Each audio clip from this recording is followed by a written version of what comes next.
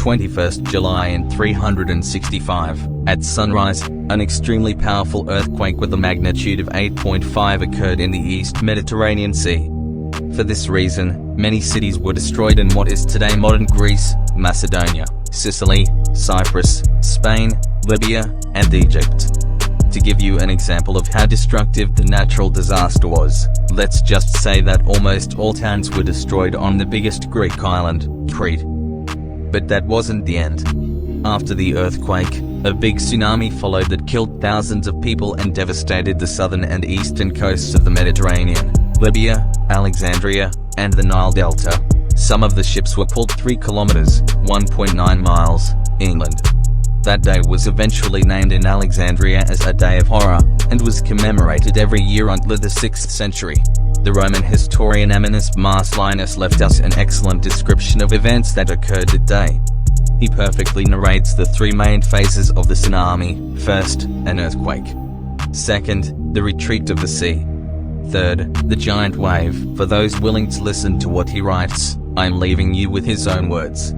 Slightly after daybreak, and heralded by a thick succession of fiercely shaken thunderbolts, the solidity of the whole earth was made to shake and shudder, and the sea was driven away, its waves were rolled back, and it disappeared, so that the abyss of the depths was uncovered and many-shaped varieties of sea creatures were seen stuck in the slime. The great wastes of those valleys and mountains, which the very creation had dismissed beneath the vast whirlpools, at that moment, as it was given to be believed, looked up at the sun's rays. Many ships, then, were stranded as if on dry land, and people wandered at will about the paltry remains of the waters to collect fish and the like in their hands. Then the roaring sea, as if insulted by its repulse, rises back in turn, and through the teeming shoals dashed itself violently on islands and extensive tracts of the mainland, and flattened innumerable buildings in towns or wherever they were found. Thus in the raging conflict of the elements, the face of the earth was changed to reveal wondrous sights, for the massive waters returning when least expected killed many thousands by drowning,